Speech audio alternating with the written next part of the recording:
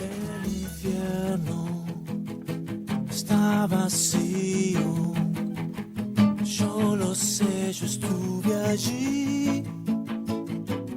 Los demonios andan sueltos por aquí. Vamos todos contra todos, como en peregrinación.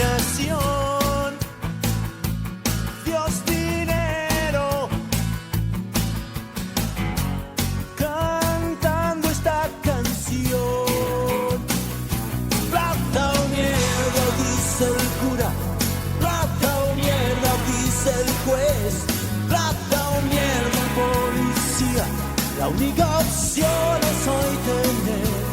Plata o mierda, no hay otra. Es ganar o perder. Porque tener es más que ser. Hoy la vida ya no tiene más sentido ni valor. Nos inyectan solo dudas y temor. Hitler vive. Muy buenos días, jueves 29 de diciembre. Esta canción de Miguel Mateos construye un relato de la importancia que se le da al dinero y a los propios mercados en un país, al punto de que hasta los curas eclesiásticos desean que algo les llegue. Por eso, y para modificar la apertura económica de nuestro balance económico de hoy, abrimos con esta canción que es de 1998 de Miguel Mateos y titulamos la apertura El sendero hacia el centro de masa. Vamos a hacer un hilado de un audio de cada uno de los integrantes del Ministerio de Economía, o sea, Martín Guzmán, Silvina Batakis y Sergio Massa, y vamos a incluir en el medio uno de lo que podríamos decir el mentor del verdadero plan económico que se lleva adelante, que es el del Fondo Monetario Internacional, que es Joseph Stiglitz. Todo sucedido en este año vertiginoso en el que Guzmán comenzó como una especie de superministro y pocos meses después el crecimiento de la inflación y la disparada del dólar se lo llevó puesto, con el breve interregno de Silvina Batakis y al mismo tiempo en este balance una conclusión respecto de cuál es la situación económica de la Argentina hoy realmente. Vamos a comenzar primero con Martín Guzmán anunciando o refiriéndose al acuerdo con el Fondo Monetario Internacional. Esto es prácticamente al comienzo del año 28 de enero de este año. Se apunta a que en el año 2022 el financiamiento monetario sea de 1% del producto. En el año 2023 que esté en alrededor de 0,6% del producto y que en el año 2024 sea cercano a cero. Y poder converger a una situación en la cual no haya más financiamiento monetario sistemático del Banco Central al Tesoro, sino que en una economía más normalizada, la oferta monetaria se pueda mover de una forma consistente con la evolución de la demanda por nuestra moneda, sin que ello conlleve presiones adicionales en los tipos de cambio y, por lo tanto, en la inflación. No va a haber ningún salto cambiario. La política cambiaria va a seguir en la línea en la que se ha venido llevando a cabo y se plantea un objetivo de acumulación de reservas internacionales que es muy importante para favorecer la resiliencia en el frente externo y para también contribuir a una mayor estabilidad de las expectativas. Se plantea una meta para el año 2022 de crecimiento de las reservas internacionales de 5.000 millones de dólares. El programa va a tener una duración de 2 años y medio y aún hay que trabajar en los memorandos de las políticas económicas y financieras, los memorandos de entendimiento entre la Nación, entre el Gobierno Nacional y el Fondo Monetario Internacional, y esto va a llevar algunas semanas. Y esos memorandos se van a escribir sobre la base de lo que ya se ha acordado. Bueno, en el fondo, es el plan del fondo. Y es el plan del fondo el mismo que lleva adelante Sergio Massa, y con esa tendencia decreciente del déficit fiscal y la acumulación de reservas que finalmente se termina cumpliendo, y ahí está, podríamos decir, el núcleo de la política económica del gobierno, que fue construida de alguna manera con una perspectiva, podríamos decir, heterodoxa por Joseph Stiglitz, probablemente el premio Nobel, probablemente el economista heterodoxo más influyente del mundo, una especie de pater seraphicus de Martín Guzmán, y el mayor crítico de las políticas que tenía el Fondo Monetario Internacional en el pasado. Esta política actual no deja de tener rasgos ortodoxos, obviamente, pero es mucho más tolerante respecto al tiempo necesario para llegar al déficit cero, que sería 2024. Vamos a escuchar ahora al verdadero padre del modelo económico, que es el premio Nobel Joseph Stiglitz, en un reportaje que yo le hice en marzo de este año a la pregunta sobre cómo veía a Guzmán y a la Argentina. Creo que han hecho un muy buen trabajo en circunstancias extraordinariamente difíciles.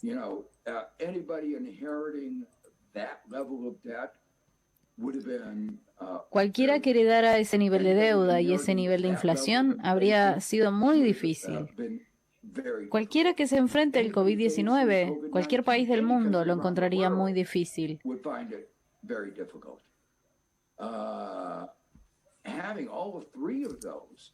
Tener a los tres en un país con un nivel de pobreza tan alto no es un trabajo que hubiera querido.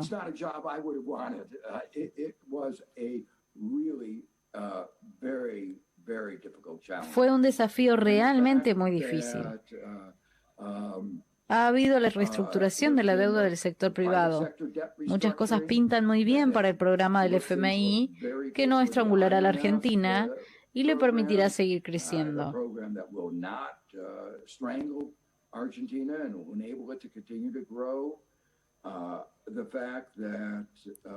La inflación no ha bajado mucho, pero no se ha disparado.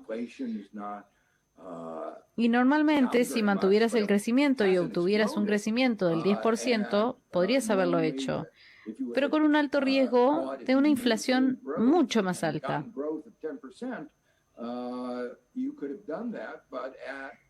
Que Argentina haya logrado hacer todo esto para evitar que la inflación crezca,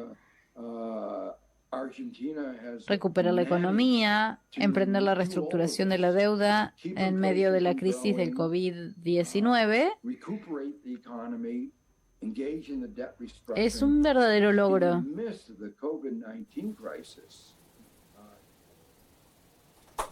Bueno, parte funcionó y parte no funcionó. Funcionó claramente que el crecimiento de la economía argentina fue incluso superior a lo que se esperaba. El ministro Guzmán hablaba de entre 4 y 5%, termina siendo más que eso, pero la inflación terminó siendo el doble. O sea, probablemente alguien podría relacionar el crecimiento mayor con una inflación mayor, de la misma manera que hoy tiene el dilema el ministro Massa de cuánto baja la inflación, pero al mismo tiempo, cuanto más baje la inflación, cuánto enfría la economía y reduce el crecimiento. Lo que no funcionó fue la inflación, claramente, que terminó siendo más del doble de lo previsto y se llevó puesto al ministro Guzmán a mediados de este año y lo reemplazó en un interinato realmente preocupante, cuando la Argentina se pensó que zozobraba y que podía llegar a haber un desmadre macroeconómico monumental, como la Argentina ya tuvo experiencias anteriores en 1989 y en 2002, que finalmente no sucedió, y quien duró pocos meses al frente de Economía fue la ministra Silvina Batakis. Escuchemos un audio de ella del 11 de julio de 2022. Se mantienen las metas acordadas con el Fondo Monetario Internacional. Sí, esto también es muy importante. Nosotros ya mantuvimos reuniones con las máximas autoridades, con Kristalina Georgieva, y también reuniones acá en Argentina con el representante del Fondo Monetario para nuestro país, y entendemos que es un acuerdo que firmamos como Estado y que nosotros tenemos que cumplir. Dicho esto, sí, lo que nosotros también queremos insistir y queremos transmitir es que este acuerdo es la consecuencia de una llegada del Fondo Monetario Internacional a Argentina en un momento de máxima especulación de Argentina. Recordemos que en los 4 años de gestión anterior se emitieron 100.000 millones de dólares y de esos 100.000 millones de dólares casi el 50% fue con el Fondo Monetario Internacional y además se emitió deuda a 100 años.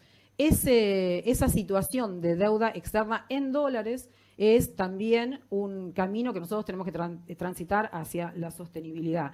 Y en ese sentido, también estamos proponiendo y vamos a implementar a la brevedad la creación de un comité asesor de deuda que evalúe, analice y haga propuestas en materia de deuda soberana en pesos.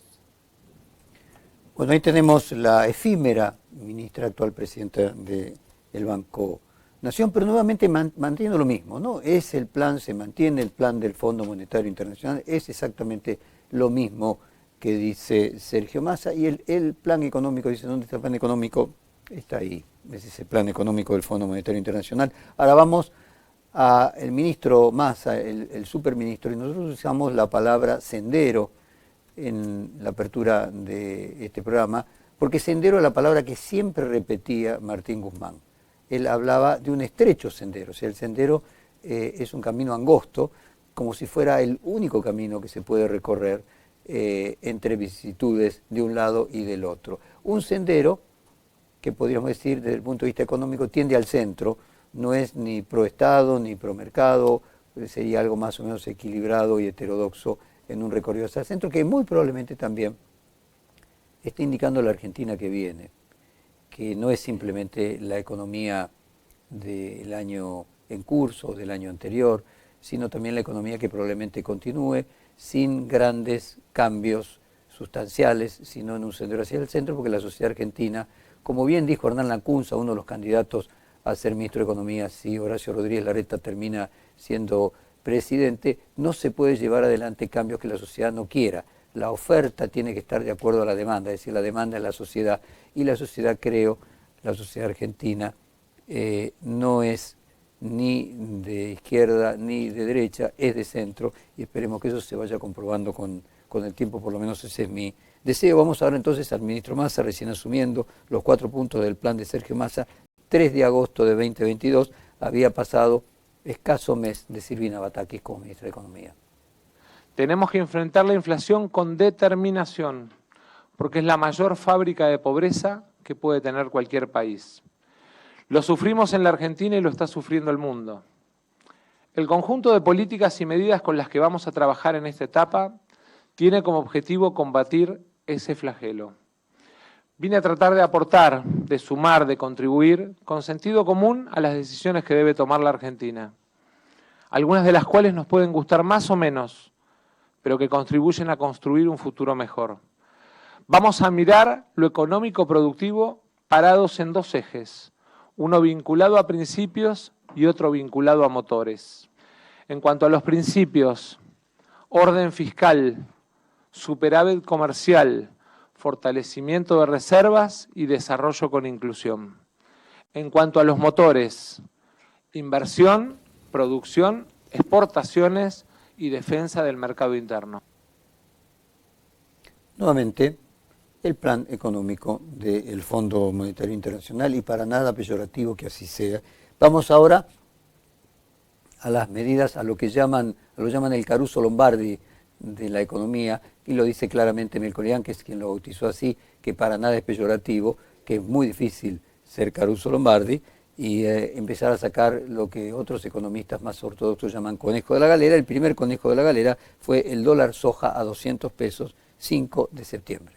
El objetivo es poner incentivos sobre la mesa a partir de un esfuerzo que hace el Estado Nacional y de un reconocimiento de precio para el productor de manera simple y de manera sencilla, para que no se pierda en tener que calcular si un certificado si evalúa de una manera o de otra, sino de manera muy sencilla para los productores y también de manera transparente para los productores, un mecanismo de liquidación que de alguna manera les permita con simpleza, con transparencia, poder acceder a un mejor precio para su producción.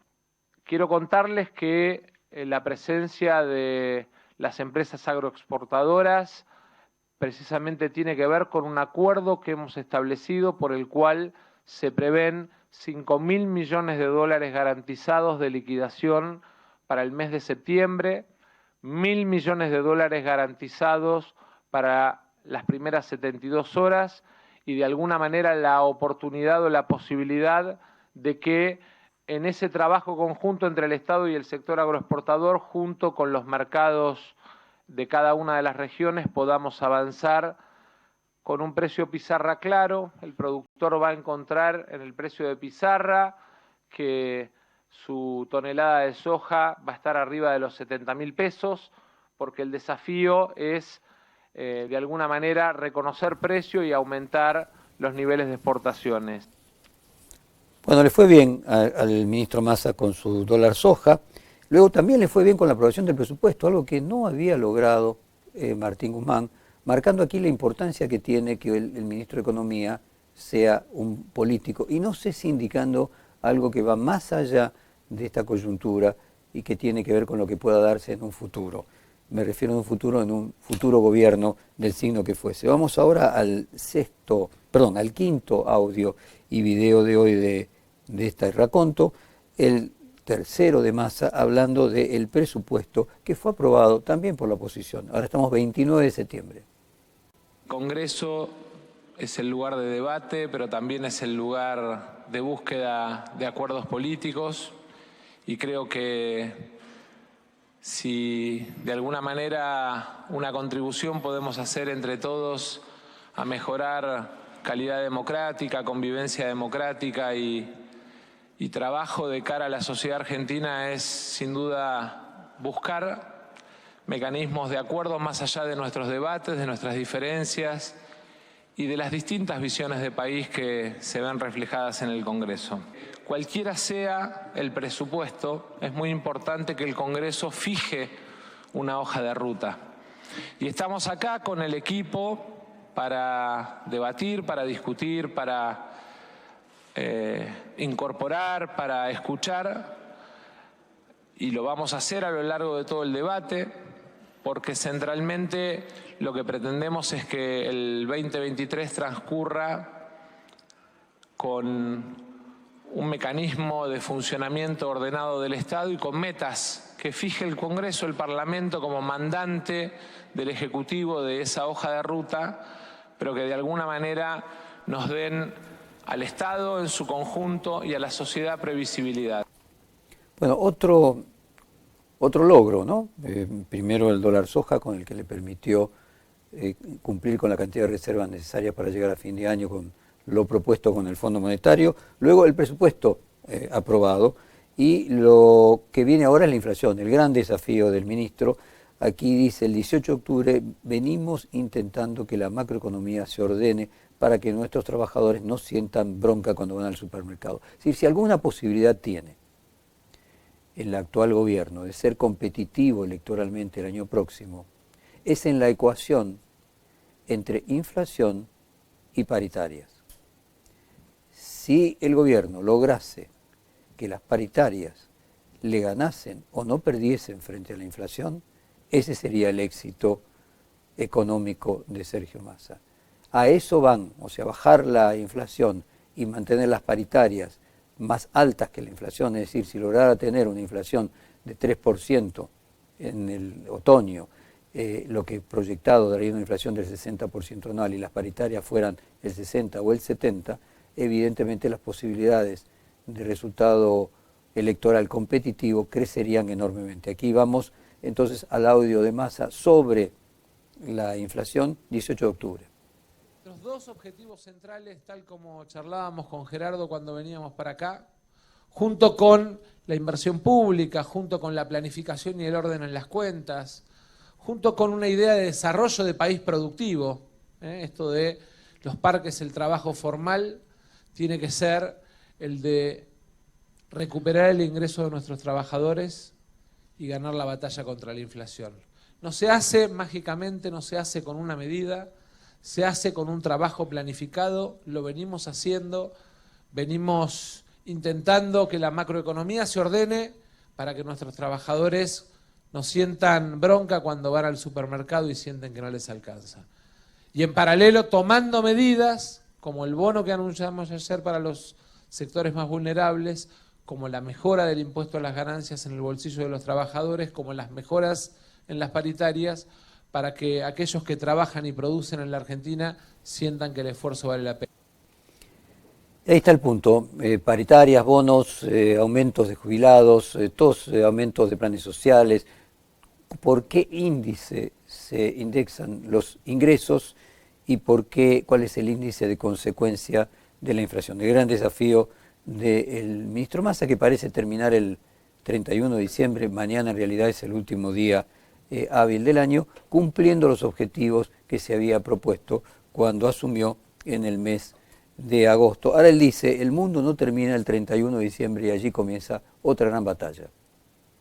Primero, disculpas, ustedes, todos los que están acá, saben que estos son aquellos días en los que todos sienten que el mundo termina el 31 de diciembre y en realidad el mundo no termina el 31 de diciembre, sigue el 1 de enero y está esa sensación de que lo que no resolviste el 31 de diciembre pareciera que no se puede resolver y entonces la obligación, la demanda, el pedido y sobre todo la responsabilidad del Ministerio en todas las áreas nos obliga a tratar de atender a todos. Así que vaya mi disculpa y mi agradecimiento.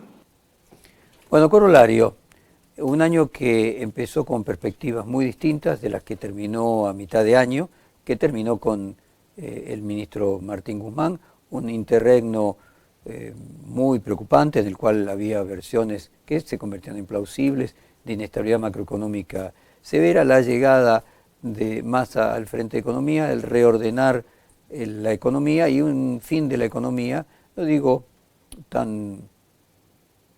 para nada promisorio, pero finalmente muy lejos de las expectativas agoreras que se planteaban de un crecimiento nulo o de una hiperinflación. No deja de ser, y es altísimamente preocupante la altísima inflación que tenemos. Lo que es cierto es que no hubo hiper y que hubo crecimiento. ¿Cuál será el traditio, el intercambio entre crecimiento e inflación? O sea, ¿cuánto se podría enfriar la economía para bajar la inflación? ¿Cuál es el grado de inflación tolerable para la sociedad o los votantes del Frente de Todos en la primavera próxima? Si un crecimiento del 3% con una inflación del 70% es mejor que un crecimiento del 1% con una inflación del 50%.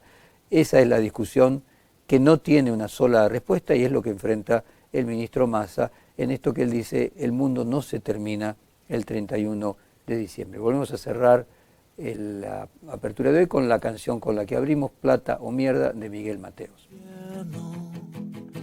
Está vacío, yo lo sé, yo estuve allí. Los demonios andan sueltos por aquí. Vamos todos contra todos, como en peregrinación. Dios, dinero, cantando esta canción. Plata o mierda, dice el cura. Plata o mierda, dice el juez. Plata o mierda, policía. La única opción es hoy tener.